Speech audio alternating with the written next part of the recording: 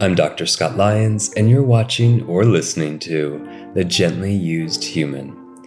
Ever find yourself questioning the jigsaw puzzle of health content out there on the interwebs, wondering if that extra bite of processed food is really playing roulette with your brain and gut health?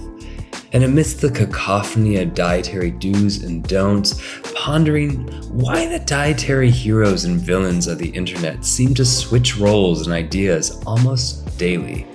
Well, enter Max Lugavere, a dynamo in the realms of health and science journalism.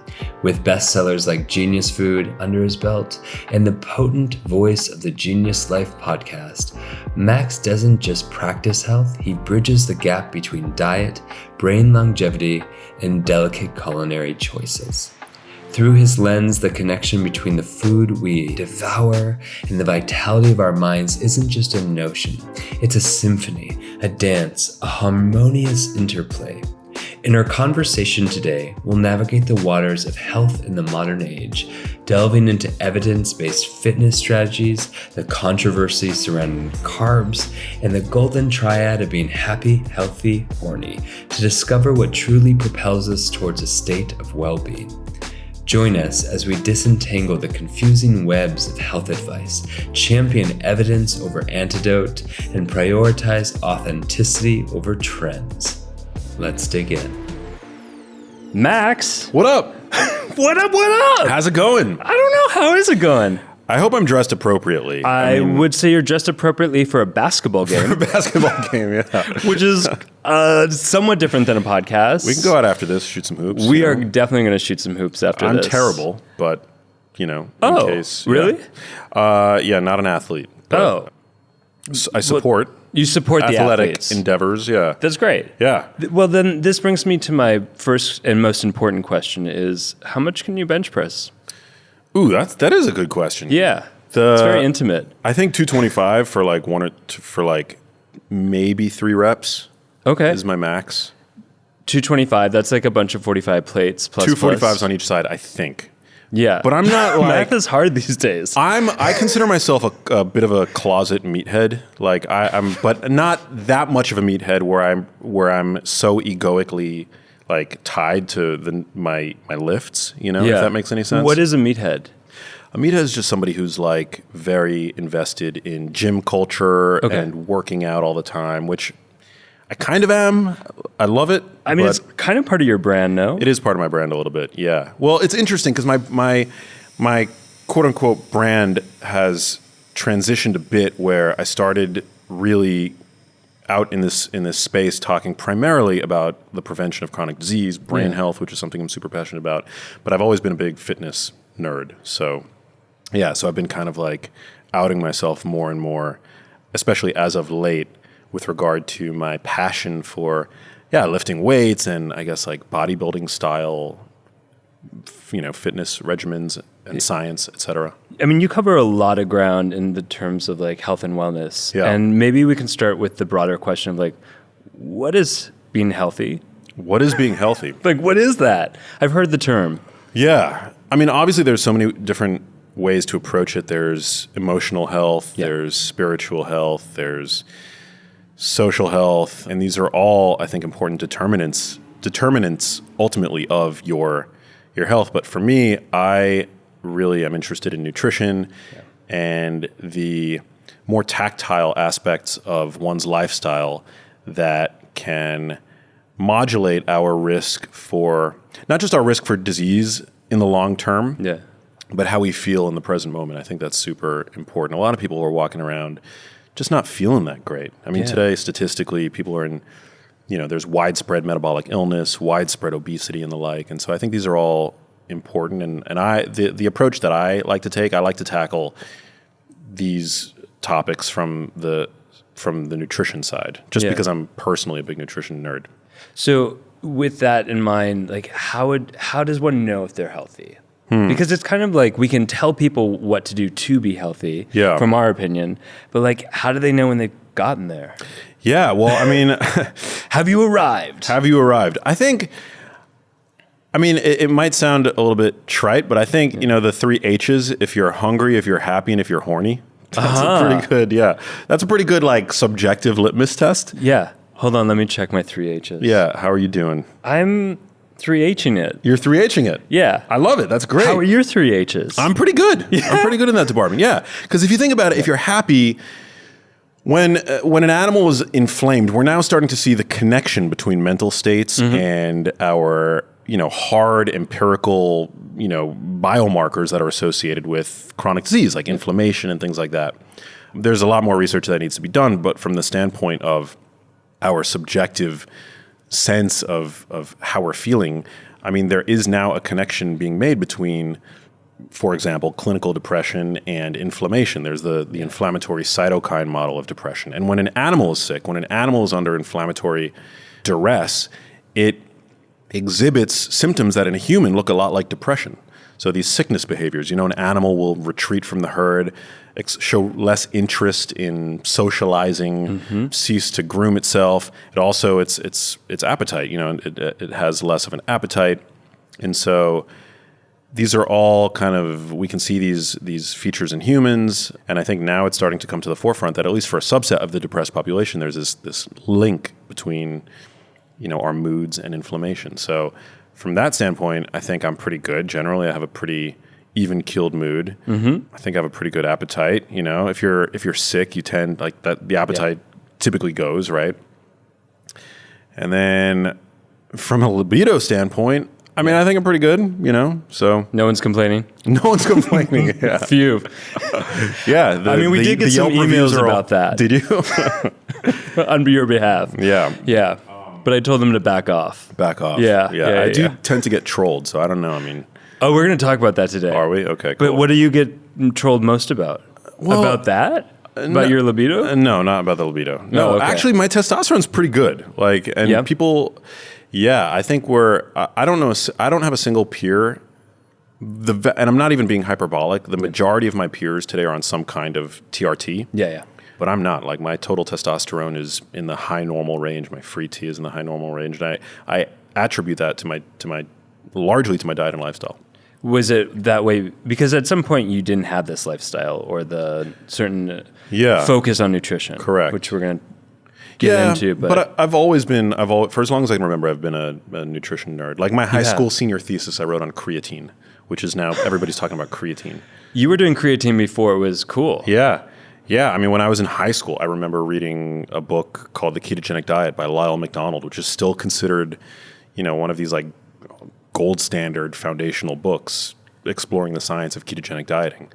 And so, I've been into this for as long as I can remember. I didn't choose the medical school route. I didn't go through the academic path because I realized at some point in my 20s that I was also like creative and a storyteller, and I really was excited to explore that side of myself. And I was really grateful that I had parents that allowed me to do that. They didn't push me into any one career choice. And so that kind of led to me becoming a journalist. I got to work for Al Gore for 6 years. I was on TV in the US on a TV network called Current TV.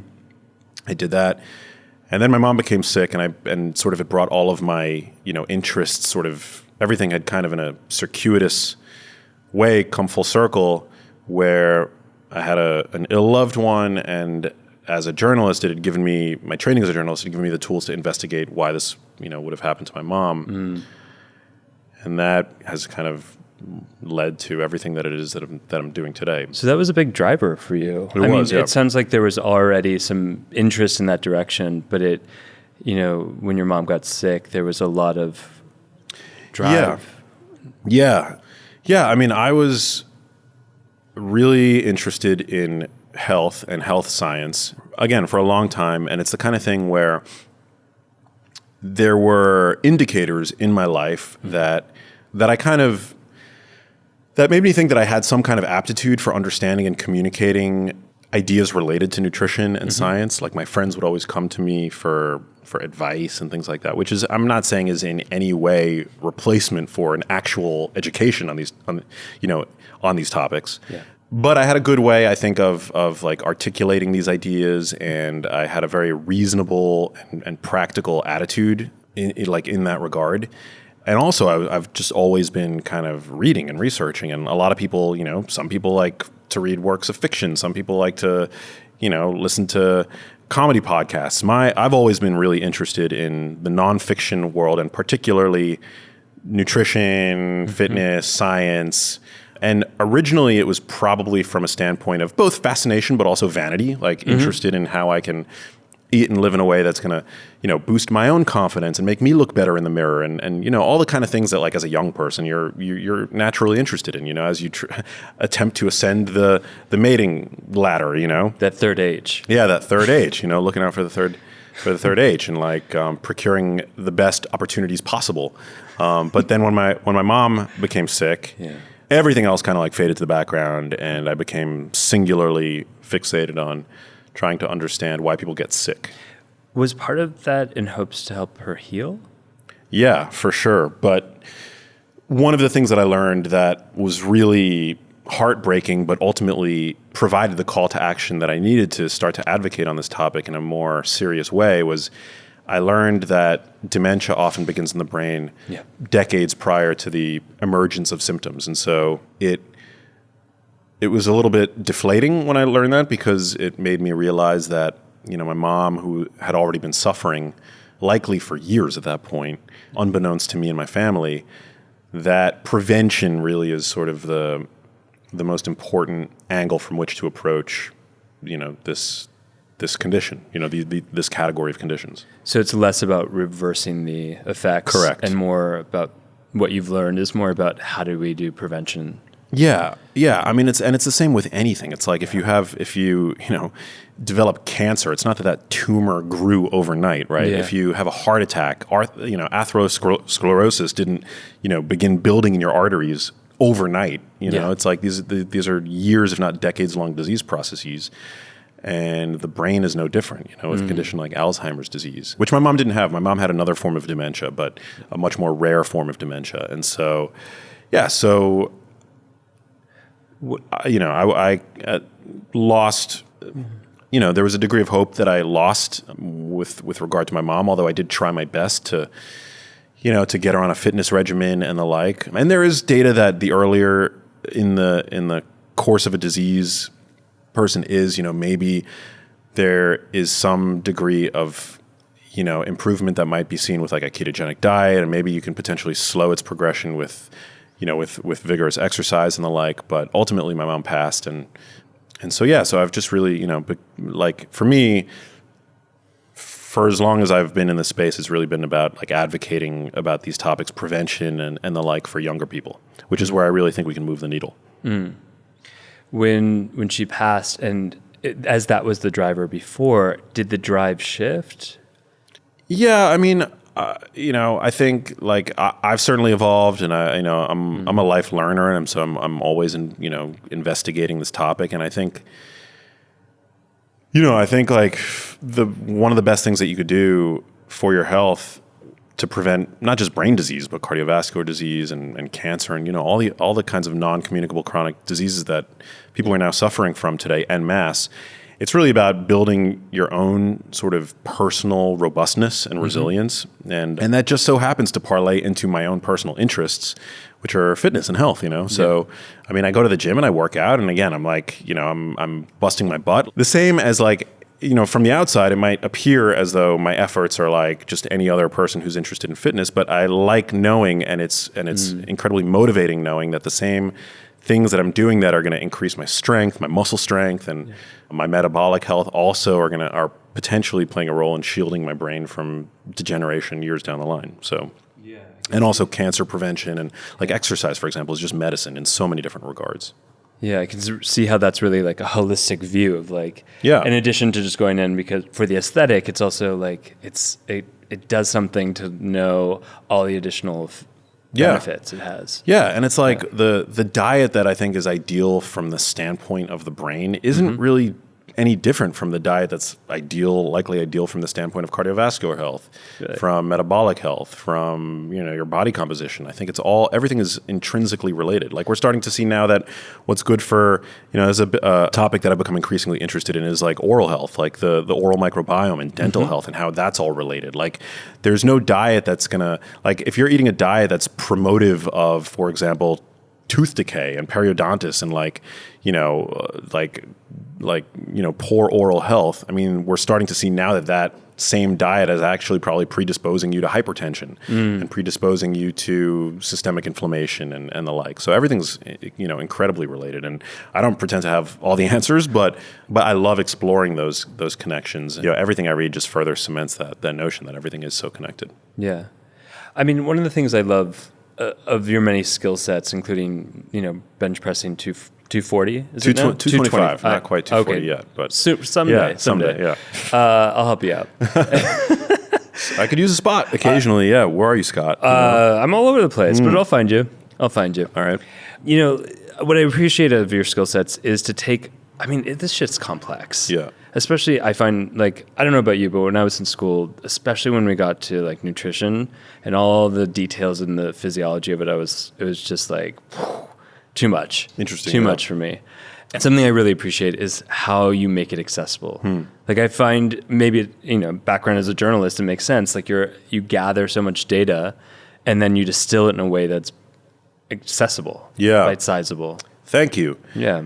Yeah. I mean, my brain works kind of like a light switch. I have a very obsessive brain about the things that I'm passionately interested in. And with regard to nutrition, exercise, I almost have a photographic memory in that regard, but I really struggle to focus on things that I'm not super interested in. So for me, in school, that led to very mediocre academic perforse because, for example, the classes that everybody would take to get the A in, I wasn't interested in, and so I'd get D's in them. I wouldn't study, I would always procrastinate. I would barely show up to class.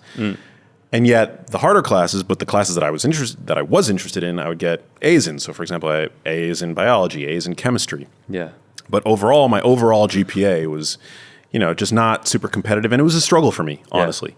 So and so that's why, I have gravitated to nutrition, and I do think as a journalist, as a storyteller, you are equipped with the skills to connect dots that are not always connected if you have, or at least from my vantage point, that are not always connected, particularly for, when people have a more formal education in the field. Yeah. For example, medical doctors are trained to be technicians, essentially, right? They're there to keep you from dying, which is incredibly important, obviously, right? If you have if you're having symptoms, they know how best to treat those symptoms with their increasingly pharmacologically informed education, right? Yeah. But no stigma against that. If I need a drug, for whatever reason, I'll take it, Yeah. PhDs are also, obviously they have a certain skill set, but PhDs typically are hyper-focused on their one domain, right? For sure. And so I found that it really did take a storyteller, essentially, to be able to connect all the dots. Yeah.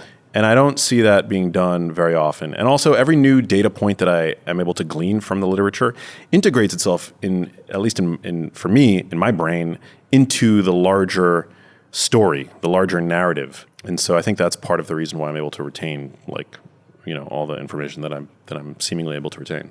I love that. I really appreciate it. It's that sense. It's more holding the constellation. There you go. As opposed to just grabbing one star and saying, this is it. Yeah, exactly. To me, it's all just part of this larger story. What would you say are some of your top 3 hot to trot things that you're super focused on, excited about in this moment in time? Well, again, I've recently I've developed a renewed fervor with regard to evidence-based fitness and specifically muscle hypertrophy. And, there's been a lot of, I've primarily been mainly interested in nutrition, but I've recently gone down the rabbit hole. And I don't consider myself a fitness expert, but I definitely, I know where to look when I have a question, a research Google? question. Yeah. Google. Well, I know where to look too. Yeah. Google. I know what you mean. Yeah. Where do you look? Well, I look on Google. You can actually plug. So what I do when I'm researching a given topic, you plug in whatever it is that you want to research, and you can also into the Google search bar add in site:/NIH.gov. Yeah. And it enables you to search PubMed with Google. which is super useful. Yeah. Or you could just go straight to PubMed. Yeah, and I follow a bunch of people on social media who are like evidence-based fitness practitioners, and so I'm reading PubMed. I'm like, I think, following all the right people in the space, and then through my podcast, I've had the ability to talk to people who are like really highly regarded in that space. Yeah. But yeah, so one of the things I'm really interested in is like this, is like how to optimize the time that we spend in the gym, right? For the greatest gains.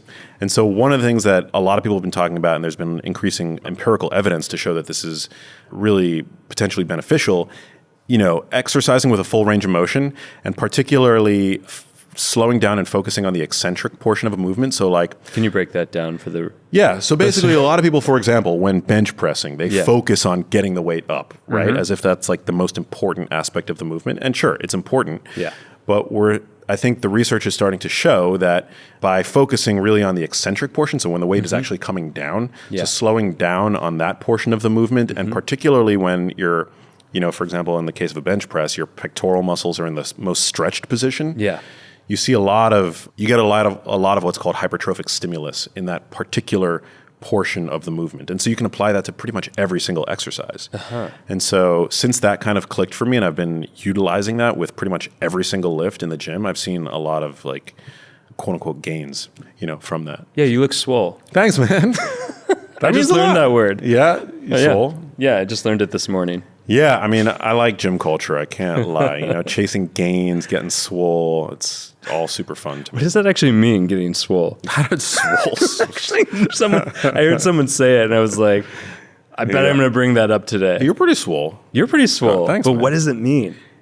Swollen, I think, is swollen. Like maybe is, I don't know. I mean, that's kind of gross, but like, but yeah, people want to look. I'm going to just say, hey, bro, you look really swollen today. So no, I don't know about that. But swole is a compliment. Swole is a compliment, yeah. I know. But if it means swollen. Yeah. Or like, man, you're getting some gains. I could see, it's like music to anybody's. I actually posted for my 41st birthday, posted a shirtless selfie of myself on social media. How'd it go? Viral? Some people were like, Max is not... There were like 3 commenters, and granted, they're crazy because nobody who actually knows about any of this stuff would ever think that I was anything but totally natural. Yeah. But at least like 3 commenters were like, and it made me feel really good. Like Max is not natty or something like that. And I was not natty? Not natty. What's that mean? Not natty means like not natural. Like I'm augmented. I'm using like performance enhancing drugs or whatever. Yeah. Which I'm absolutely not, and I don't even look like I am. Again, I'm not saying that I look like I'm not natty. I'm 100% natty, but the fact that I got like 3, commenters claiming... You look natty swole, yo. Natty swole, yo. Yeah, that's a compliment. Okay. So you got 3 comments that sort of suggested that you were not natty. Yeah, and it made my day. Nice. Nice. I want to take a moment to give a loud shout out to the Embod Lab, which is one of the most incredible resources for body-based and somatic therapies. This show is all about healing, and the Embod Lab does exactly that. Whether you're on your own journey of transformation and discovery, or enhancing your skill sets in your career as like a coach or a therapist, a body worker, or really any career where you are supporting other gently used humans, the Embod Lab is your place for deep, inspiring, and impactful workshops, certificates, masterclasses, and an incredible community of like-minded folks. I love the Embod Lab, and so do so many other people that call it a platform to come home to over and over again. The Embod Lab is giving my listeners an exclusive offer, a one-time 10% off code to enhance your embodied well-being. All you have to do is go to theembodylab.com and use the code GentlyUse10 at checkout.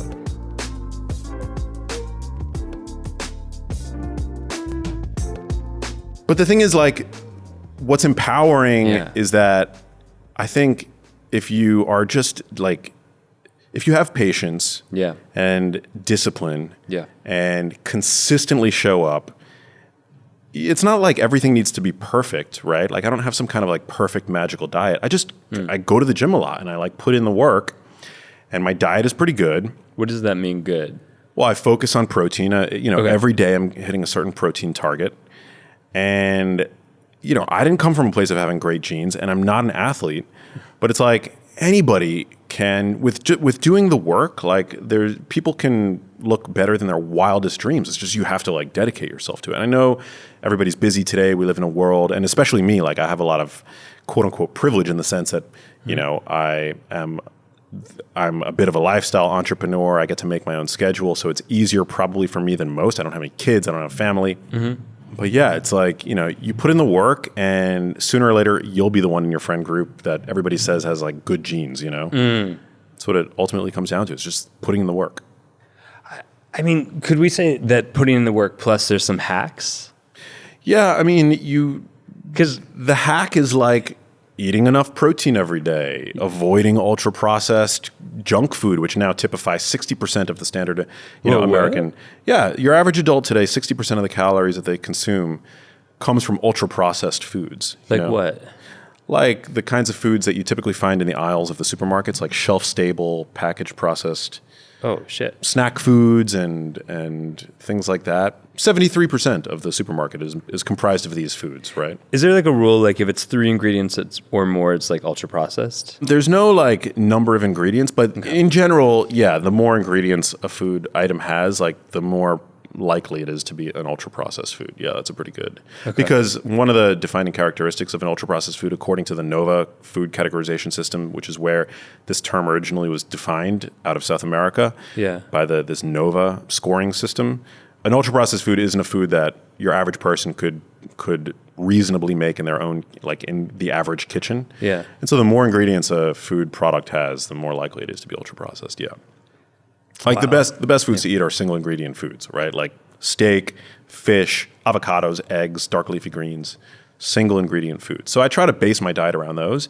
And yeah, ultra processed foods do for me sneak in, but they probably make up about 10 to 20% of my diet as opposed to 60%. Oh wow. Of my diet. That's a significant difference than the general populace. Definitely. I eat very few ultra processed foods. I mean, I think like, what are your cheats? I don't even know. I mean, there's like some Quest protein chips that I enjoy, but those are probably even better than the vast majority of ultra processed foods, like because they're made of protein powder. What else do I like? Yeah, very few. I eat very few ultra processed foods. I'm pretty much like, I enjoy cooking. I eat a largely whole foods diet. And I think that's one of the hacks because it helps to regulate your hunger in a really powerful way. I try to prioritize protein. Yeah. Every meal for me, every snack is like fairly protein centric. I don't eat like super low carb or anything like that. Mm-hmm. I eat a fair amount of carbohydrates. Yeah. So I try to lead with like food quality. Food quality is something that I think is like pretty important. And so you were saying earlier that the sort of diet that you choose for maybe aesthetics or also just feeling better is also related to the same diet you would choose for brain function. Exactly. Yeah. Can you say more about that? I want to get my brain working. Yeah. So, I mean, it's what we're starting to see is that working out isn't like, it's not purely like you might be doing it for aesthetics. Yeah. And there are unhealthy ways to chase aesthetics. Yeah. But if you're to chase health, like my friends at Mind Pump always say, chase health and aesthetics follow. Interesting. Like obviously there's a lot of people on social media with fantastic bodies and they're not all attaining those bodies in healthful ways, right? But like if you can achieve a fantastic body and attain, a fairly good, a high degree of strength and mobility and all the metrics that really matter, eating a very healthful diet and that same diet and those same activities that you do also lend themselves, I think, to longevity in a really powerful way. Like we see now that like muscles, like leg strength is associated with cognitive function and brain volume. Yeah. Well, because for one, most people today have some degree of metabolic illness. Yeah. And having bigger, stronger muscles is like one of the best antidotes to metabolic illness because exercise, resistance training in particular, is one of the best ways to resensitize your body to the hormone insulin. So a lot of people suffer from insulin resistance.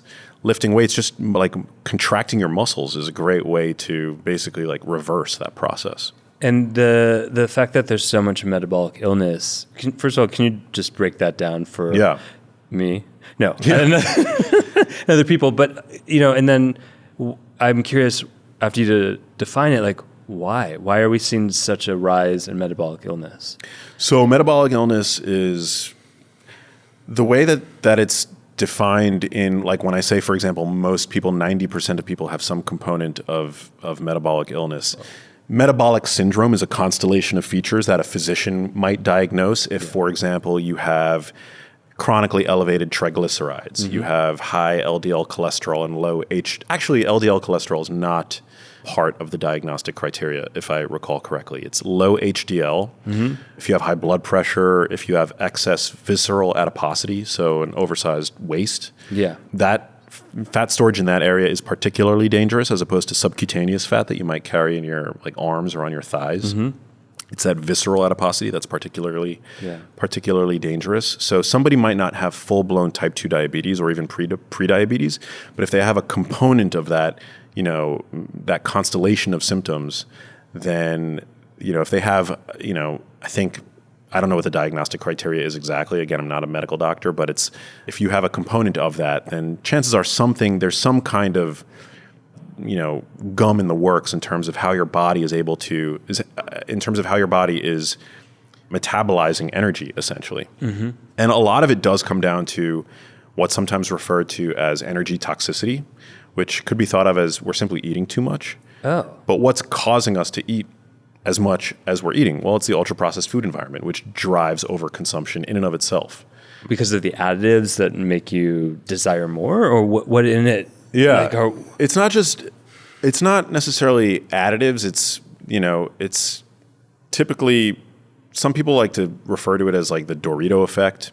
You bring together sugar, fat, salt, and it makes a food product. It gives a food product the characteristic known as hyperpalatability. So we tend to overconsume these foods. Probably also has something to do with the rate at which we're able to eat these foods because they're so heavily processed. We also absorb them really rapidly. So, there's good data now from like NIH-funded data that shows that when you're essentially given access to an ultra-processed food diet and you're allowed to eat ad libitum, so like to a point of satiety, you tend to overconsume energy, calories, by about 500 additional calories. So the same population, you put them on a minimally processed food diet and they tend to underconsume by about 300 calories. So it's like that's an 800 calorie swing determined exclusively by the quality of the food that a person is eating. And again, we live in like a world where our food environment is predominantly ultra processed. And if that's what people are eating every day, that's like, if the general population is anything like what was shown in this crossover NIH trial, then your average person, we all want to eat to satiety, right? That's like typically we tend to eat to satiety. Then your average person today is consuming about 500 additional calories every single day. You do that every single day over the span of a week, that's a pound of fat gain. So it's no wonder why people are so staggering rates of obesity, and then ultimately why we're seeing, I think, this, the metabolic illness. Epidemic of metabolic illness. Interesting. Is there any correlation between ultra-processed foods and what we might call clean foods and like the mindfulness of it? Because there's something, as you're talking about, like we're consuming more of it. It almost sounds like we're not home to check in with ourselves in relation to what we're eating. Yeah, there's a lot that go into it, right? Again, the eating rate, there's time that it takes for our stomachs to register and our brains ultimately to register that we've eaten a bolus of food, right? But these foods that like we're able to just like, they're essentially pre-digested. Oh, interesting. It just doesn't give us the same level of satiety, right? That like a whole food, right? Like, you chew through a steak or a kale salad, it takes time, right? You're utilizing your muscles, the muscles of your jaw. It gives your, it's like not, your stomach has to pump out all these digestive enzymes and and stomach acid. And there are all these processes that go into it. But you take something like a wheat snack, right? That's like pulverized and takes your body no effort at all to chew and to assimilate. And a lot of that satiety, those satiety signals are essentially lost. And then you take the fact that we live in like this like chronically distracting world now where we eat with our smartphones, right? And there are studies that show that when we're distracted while we're eating, we tend to consume about 15% more calories. Yeah. So it's like this constellation of things. We're chronically distracted. Our food environment is ultra processed. Also, I mean, we're all chronically stressed out. We're chronically underslept. When you're underslept, you tend to consume about 400 additional calories on the day that you're underslept, right? Yeah. So there are all these variables, and it's like it's created the perfect storm, and I think that's why we're seeing such staggering rates of obesity. Like the default setting for any organism is health, right? Like we all deserve to be healthy and to be in, reasonably good shape and strong and robust and resilient. And you look at parts of the world, like, I mean, I hate to reference the blue zones because so much has been made about their dietary pattern. It's about their lifestyles, right? They're in this, they tend to have food environments that are less processed. They're more engaged socially. They're less distracted by technology. And I think if we can get back even like a little bit to what, that sort of lifestyle is like, I think it would do our health great benefit. Yeah. I've read a lot of studies how the technology is essentially usurping us of our ability to attend to our own physiological cues. And it's like we're a sailboat without a rudder anymore. I like that. And we are being, in the distraction, we just are not, again, we're not attending to these cues to make decisions based on what is presently happening. And the consequences are, consuming too much or not getting enough actual nutrients, making behaviors and choices that are not optimal to our well-being. Yeah. Saying things to friends that are not optimal to our friendships, etc. Oh, yeah. Because we're not really here in relation to what's happening. Totally. Yeah, and I mean, I have a pretty good lifestyle in the sense that I get to wake up when I want for the most part. I've definitely had a lot of stress in my life with my mom and all that stuff, but like at this point in my life, I'm pretty happy in the sense I don't really feel like I'm chronically stressed out. I get to sleep as much as I want. And so I feel pretty lucky, but still there are pressures, right? Like I'm on social media probably more than I should be. But that being said, I try to focus on the things that I can control and my food quality. I'm able to focus on that. I'm able to focus on protein, which we know is the most satiating of the macronutrients. So whatever it is, on my plate, even if I'm traveling, if I'm not in my home city, by focusing on protein, that's a really great way to make sure that my satiety, checkpoints in my body are functioning at least physiologically in a way that's appropriate for me. And it helps me to weed out the ultra-processed stuff and the cravings that I think I would otherwise have if I didn't make protein such a driving force of my dietary pattern. I want to bring up like a socio-economical, political point too, around accessibility to quality food. Cool. And because I was recently schooled by my amazing sister, who I was like, I was at her house and her kids were eating super ultra-processed foods. And in the past I had said something. And I was like, can we go shopping? I'll get them carrots and cucumbers. And like, she's like, you don't understand. And I was like, I understand, I went to school for this shit. Like, I think I understand. And like, there was a reality check of just when she brought me to the grocery store and we went to Whole Foods first. Yeah. And she was like, this is the price for this. And I was like, okay. And then she brought me to her grocery store and she was like, this is the price for this. It's not organic, but this is what's actually affordable for most individuals in America. And I was like, it's not like I was totally out of reality check, but like I have made such, since I was younger and extremely focused on what I eat, partly because I was a dancer, or what I didn't eat, and then what I did eat. Yeah. And so like recognizing like, okay, I'm going to put more of my budget towards food and less towards like, I never went drinking, I didn't smoke, like I didn't go out partying. And so like I put that budget towards that, so I didn't have that reality check that she like basically punched me in my face with. I've been like, the accessibility to quality food is actually much harder than we might think. Yeah, it's like, fuck. Yeah, you're absolutely right. And like, I'm not a parent, so I don't claim to know what that pressure is like. But I think with a little bit of planning and knowledge, knowledge is power. Okay. I think that goes a long way. And there are a lot of misconceptions, I think, about what it means to eat healthily. Like, we can't, first of all, we can't let perfect be the enemy of the good. Yeah, organic is great if you can afford it, but you don't need to eat organic. Like, I think in a perfect world, everything would be organic, right? Sure. And we wouldn't have this dichotomy between conventional and organic. And I think organic from an environmental standpoint makes a ton of sense. And, there are higher levels of certain phytochemicals in organic produce that are, reduced in conventional, because conventional, the conventional plants don't necessarily have to fend for themselves the way an organic plant does. Yeah. But those are kind of hard to quantify. And at the end of the day, if all you have access to and all you can afford is conventional, then you should still buy conventional, just rinse your food well. Yeah. When I'm, home, I try to bring only, for example, grass-fed, grass-finished beef into my house, right?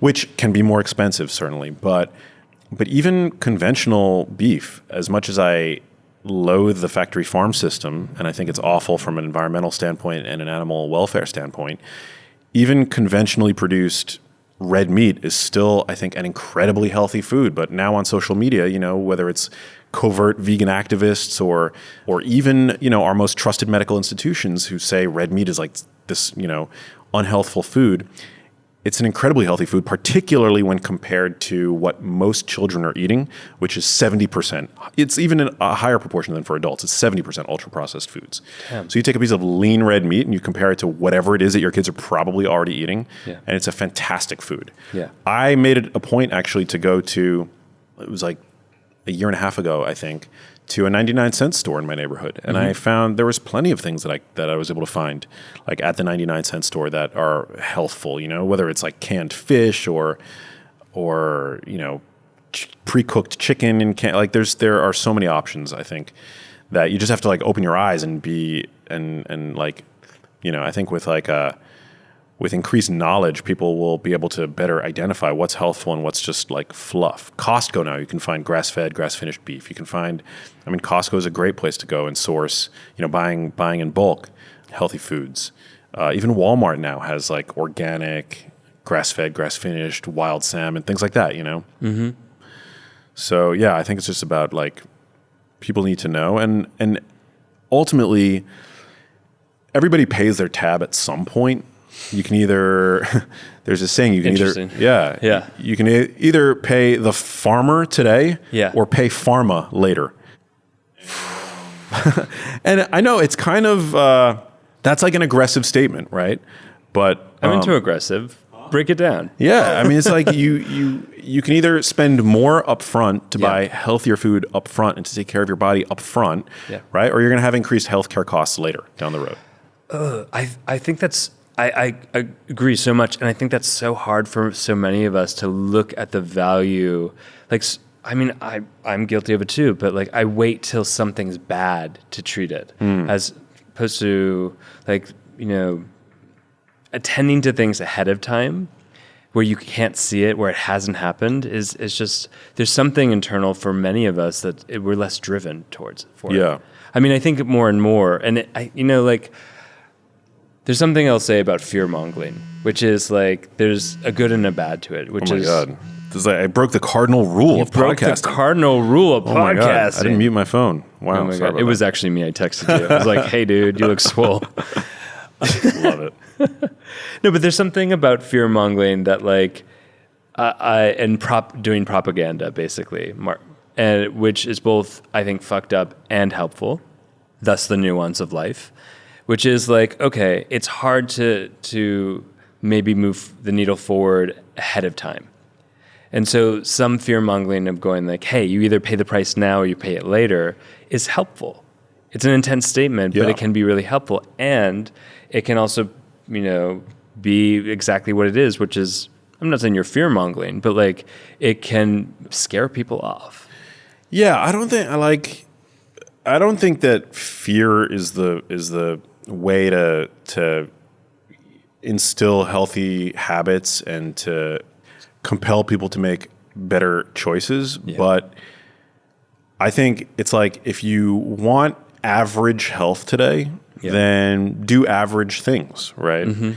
Unfortunately, average health today is not health at all. It's actually, it's quite like, we live in a state of despair in terms of public health. And so if that's what you want, then, then continue to go about your day, doing what it is that everybody else is doing. But I think to achieve a healthier state and to kind of step off the people mover that seemingly is pulling us all towards chronic disease, you have to do things a little bit differently. And that's where I think like just arming yourself with knowledge plays a really, really important role. Here's a tricky question. Whose knowledge? Whose knowledge? That is a tricky question, because today there's like all these different like opinions and, alternative facts, right? Like, it's like, well, I've got the facts. No, I've got the facts. You see on social media, I mean, even today, depending on whose page you're on, it's like eggs are either the healthiest thing ever, or they're feeding viruses and bacteria and they're the worst thing. They're promotive. Exactly. So that is I think you have to really find people who you think are credible and trustworthy. And I think it's very hard, because even people who are credible, I think don't necessarily lead with, they're not necessarily on social media to be helpful. They're on social media to chase clout, like they're humans at the end of the day. Mm-hmm. And so I don't know. I mean, I think I'm pretty good at what I do. And I think that like part of why people have gravitated to my work is because they know where it is that I'm coming from, which I think is really important. I think like a person's motivation is really important with regard to knowing whether or not a person is trustworthy. And, and also we have to have like the understanding that we're all fallible humans at the end of the day. And I do my best to show and to show my audience where my thinking has evolved. And I try to be very transparent about where I've perhaps been wrong in the past. Oh. Yeah. Like what? Well, I mean, I'm always evolved. I don't think there's anything that I've necessarily been wrong about, but I think that like, as the science continues to evolve and as my own thinking about certain topics has evolved, like I like to bring my audience along for the journey with me, because I'm, again, a life learner and I don't have all the answers, but I'm just as much invested in this and my own personal health as anybody. Yeah. And I try to be as transparent about that as I can. But for example, one area where, I think I've changed a bit, well, there's two. And I guess like one of them is I used to be really kind of like not into dairy, for example. Like I think I'd adopted at some point a lot of the dogmatic thinking about dairy that you sometimes see in the wellness world, that like dairy is not a clean food or that dairy is inflammatory. Yeah, I remember that. Yeah, I think dairy, I mean, there are a lot of people who are dairy sensitive, so I'm not saying that everybody needs to go out and start stocking up on dairy, but I think if you react well to dairy, it is an incredibly nutrient-dense food, and I'm not funded in any way by the dairy industry or anything like that. But I've gently used human, brought to you by the dairy industry. Yeah. No, I started. For me, it started with whey protein, which is an incredibly nutrient-dense food, and I started like eating more. We now see that like fermented dairy is incredibly healthful. Yeah. So I started integrating more of that, but I did come from a place where I had an anti-dairy bias, And then the other thing is I probably had more of a low carb bias earlier on. I mean, if you go to my Wikipedia page, somebody out there put on my Wikipedia page within the first sentence that I'm a low carb diet advocate. Maybe because in the past I was a bit of a low carb diet advocate, which I wasn't really, even though I have talked about the ketogenic diet many times as a potential therapeutic intervention for people with neurological problems. But that, I definitely had a degree of like carb phobia that I think, was maybe instilled in me by what's referred to as the carbohydrate insulin model of obesity, which basically stipulates that insulin is the driving factor of fat gain and things like that, which we now know doesn't really play a role in terms of your overall, like how much fat you're carrying. It's really focusing on insulin is really putting the cart before the horse, and it's about ultimately energy balance. And so I've kind of changed my tune there, where now I've been eating a lot more carbohydrates, and actually I found them to be very helpful in terms of not just, getting stronger in the gym, but also in helping to promote fat loss. So yeah, I've become very like pro carb.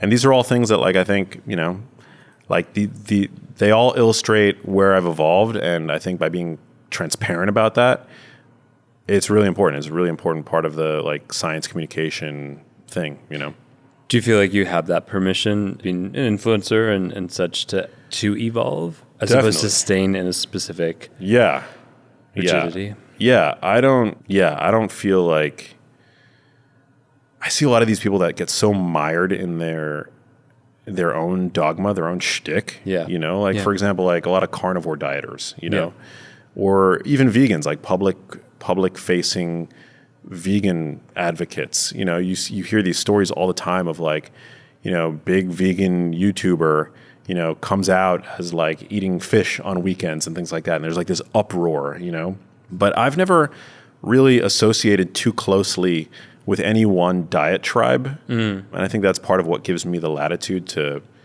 kind of feel things out and to change as the science evolves. I mean, I think like I definitely appreciate the paleo diet because I think, obviously there's a lot of paleo approved junk foods in supermarkets these days, but it's interesting how that sort of, I've noticed that trend too of like, here's the quote unquote healthy diet, and now we have the junk food for that quote unquote. I know. Like the healthy diet or the junk food for the Mediterranean diet. There you go. Yeah, it's ridiculous. I mean, I think like at the core of the paleo diet, it's about food quality, which I definitely appreciate, But also the paleo diet eschews legumes and beans and things like that, which I think are very healthful foods. So I'm not like a paleo dieter either, I think like the ketogenic diet is an incredibly important thing that we need to be talking about and continue researching, but I'm not on a ketogenic diet,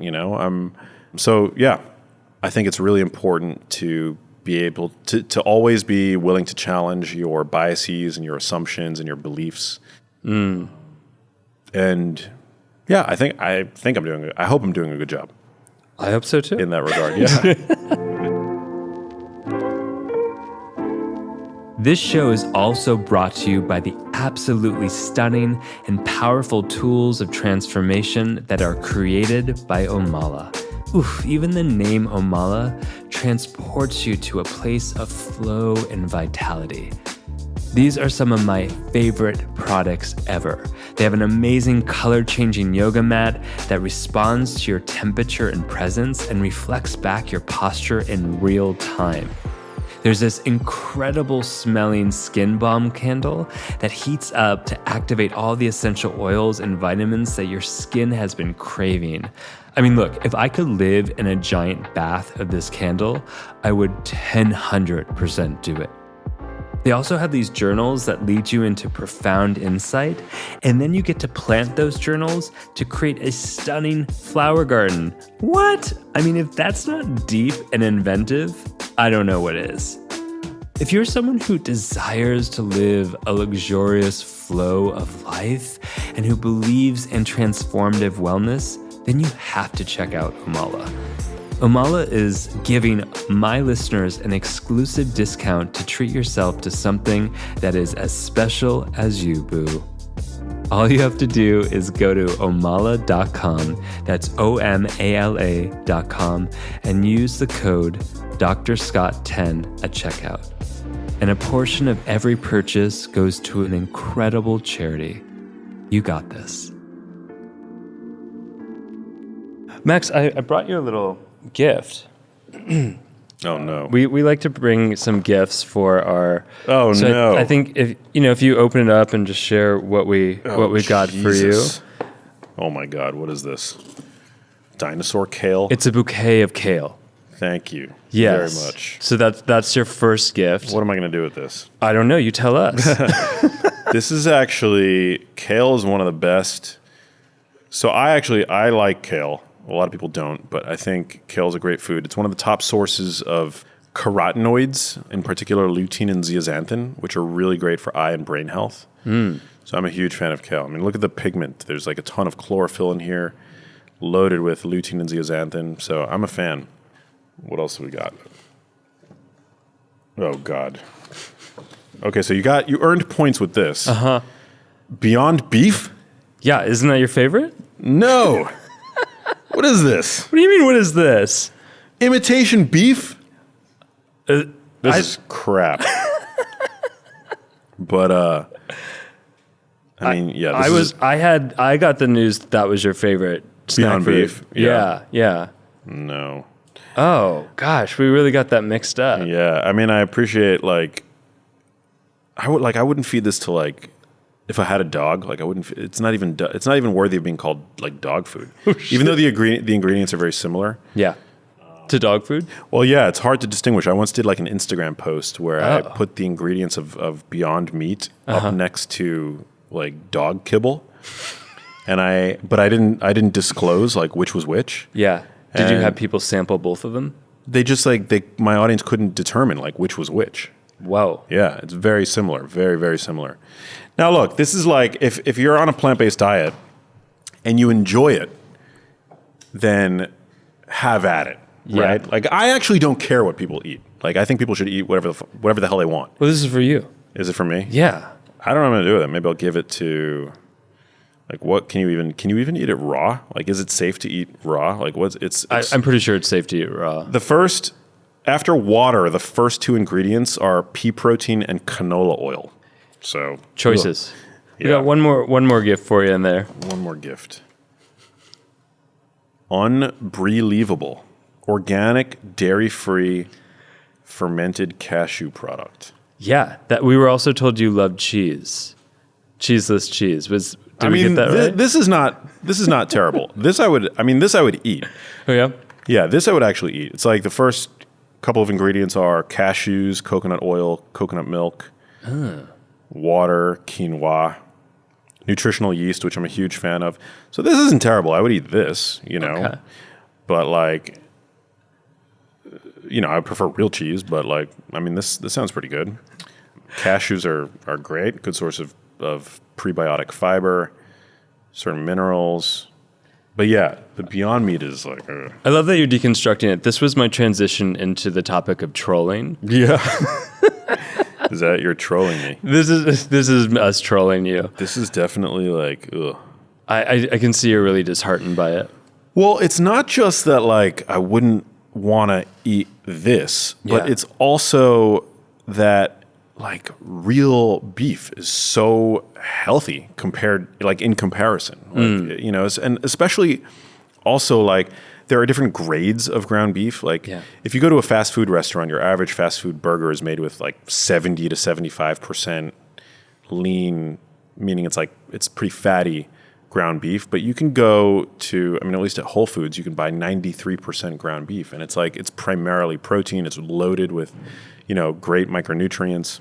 And so, so I don't know why, from a health standpoint, it makes zero sense to consume that compared to the ground beef. Yeah. But again, if you're a vegan and you want to taste something that in some way evokes what it might be like to eat a real burger, then, enjoy your Beyond Meat. But from a health standpoint, for me, it's like helping people to make the best decisions with the full breadth of informed choice. That's what it is. That's what's important to me. Yeah.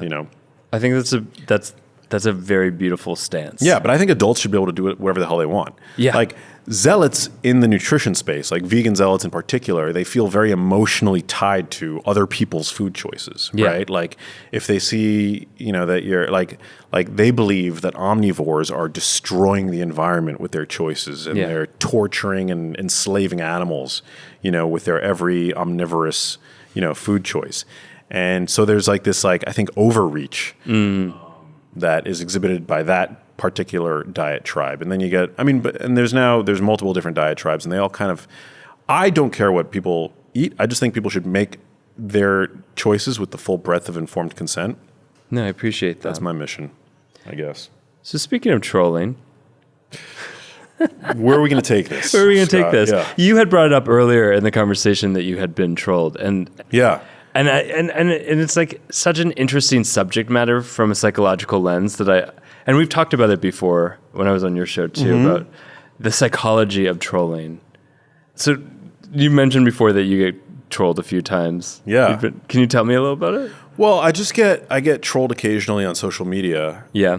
By these various diet tribes, and I just think I mean, at the end of the day, I think it's all in fun. Like, I don't actually think that social media is real life. It's not. Social media is not real life. When I'm not on social media, I spend 0% of my time thinking about people on social media. Yeah. You know? On the other hand, there are people on social media that spend seemingly all of their time thinking about other people on social media. And I think that's really weird. Yeah. And so, but yeah, I do get trolled. I mean, you know, first of all, you build a platform big enough, eventually you're going to get trolled. That's kind of par for the course, right? But particularly in my world, which is nutrition, everybody, like, people tend to adopt their dietary patterns as part of their identities. And so when you present information that is threatening to their, destabilizing to their identity, then they tend to lash out. And so, you know, I get a lot of trolls that are in the vegan diet tribe. I also occasionally get trolls from the carnivore side. You know, most recently I was on the Today Show and I did a segment all about, you know, prebiotic and probiotic foods. And because there were no animal products in the segment, carnivore dieters came over and was like, what's up with the lack of, you know, steak and eggs? And I'm like, well, that's not what the segment was about, guys. You know, I think for the most part, it's vegans coming out, you know, against me because I like to promote omnivory. I think it's the ethical, responsible thing to do, particularly with regard to health. Like, I don't like my priorities 1, 2, and 3 are health, right? Like the health of myself, the health of my loved ones, and the health ultimately of my followers. And so I'm somebody who's definitely concerned about animal welfare and about the environment, but my primary concern is like individual health. And so that's my vantage point. That's where like all the recommendations that I make come from. So vegans, you know, that doesn't really fly with vegans who, as I said, really care a lot, you know, and overinvest themselves in terms of like what other people are eating and advocating for. Yeah. And then I also get trolls from the academic side who feel threatened because, you know, I have a following where I talk about nutrition science. Yeah. And yet I didn't go through the traditional academic channels. And so there's like a small handful of like trolls that I get sometimes from that world, which is fine. It's all good, you know. I mean, I appreciate the sort of relaxedness about it, and I even hear some empathy about why perhaps they're responding to you in that way. Yeah. Well, it's like if I had $1 for every person that I've come across in academia with personality issues, we'll just say, I'd have, you know, quite a bit of money. Yeah. You know? And so inevitably you're going to ruffle some feathers when you're talking about a topic that somebody went into severe student debt for and spent 10 years of their life studying. And I'm not to say that those people don't have any value, but a lot of them on social media, seemingly the value that they're offering is just coming out and trolling others. Yeah. And that's not my MO. Like, if you follow me on social media, I mean, even talking about social media to me is so trite. It's so boring. But yeah, I never attack others. I never debunk others. That's not my mission. Like, I'm not here to react to what some idiot on social media is saying. Like, I've got my vision set way higher than that. Yeah. And it's to be a helper. It's to help people understand the truth and to be a role model for people, I think, at the end of the day, and to have conversations and to platform people that I think are actually adding you know, to the conversation in a productive way. Yeah. And so like I'll have fun with the troll sometimes. Oh yeah? Yeah. In what way? Well, I mean, I'll troll back occasionally, but you troll the trolls. Troll the trolls. Troll the trolls. Yeah, but it's not, I don't know. It's like, it's really, I think, I try not to spend too much time on it. I really don't. Yeah. I troll myself. I appreciate that. Yeah. How do you troll yourself? Well, I just think like, you know, if there's anybody out there who can troll me, it's me, right? Like, I live with myself. Yeah. You know, so making self-deprecating jokes is something that I think is like really fun to do, and I like to poke fun at myself. I don't take myself too seriously. Yeah. I don't really have a huge ego about what it is that I do. Like, I like to have, I love what I do. So I have fun with it. And and you can't take yourself too seriously. Like I don't ever, many people have called me an expert over the years in various topics but I don't call myself that. It sounds like it gives you some space to not have to be in the fight.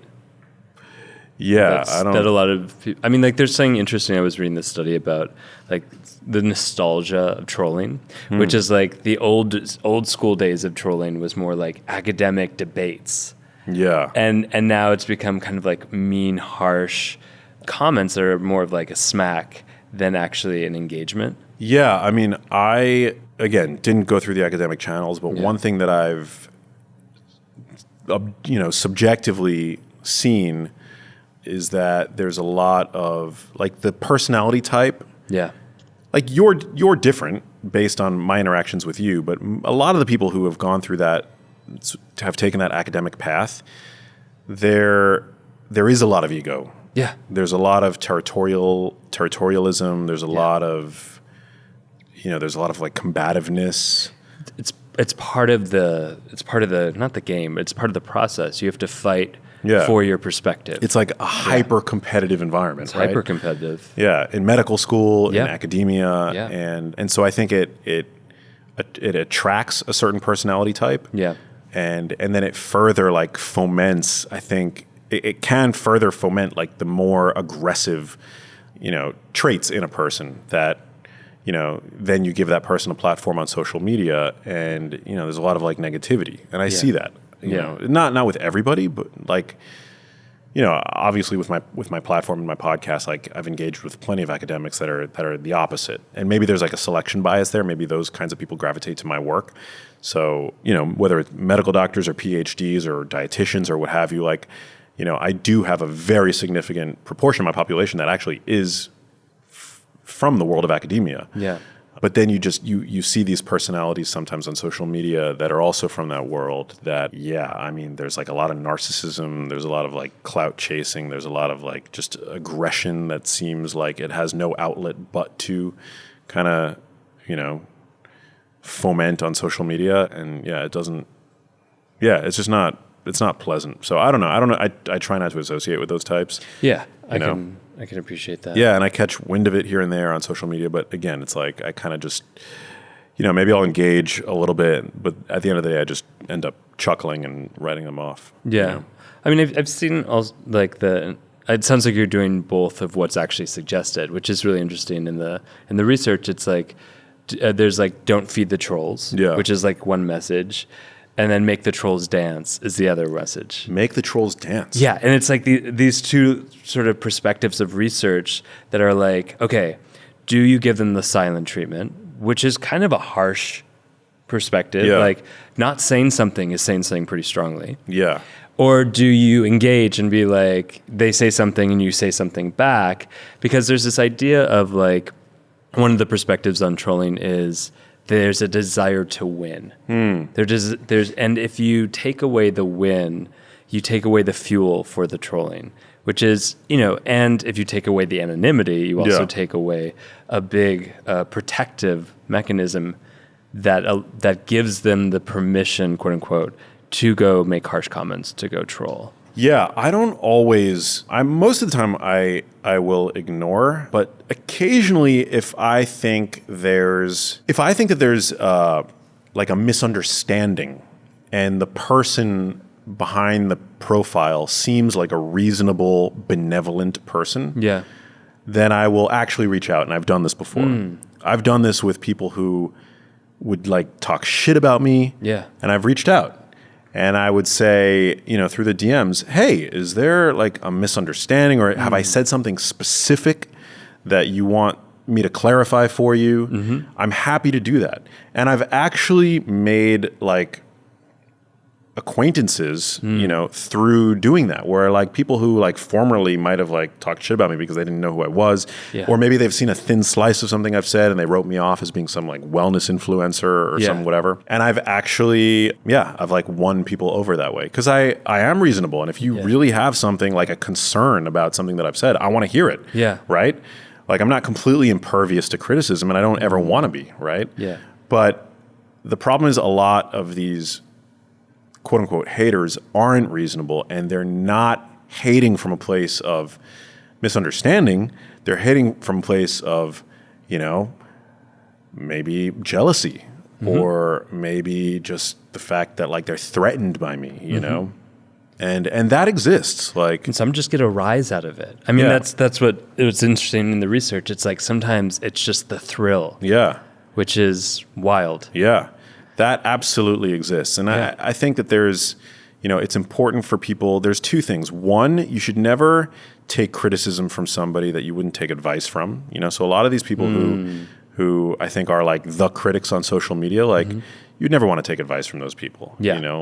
Like it doesn't take a stretch of the imagination to like go beyond to envision what's happening behind the profile. Just look at some of their content. Yeah. And they're probably not happy, right? At the end of the day, hurt people. And like if all they're doing is like talking shit about others, then they're probably not the happiest people like in their lives. So just let them be. So the other thing was that people generally don't criticize those who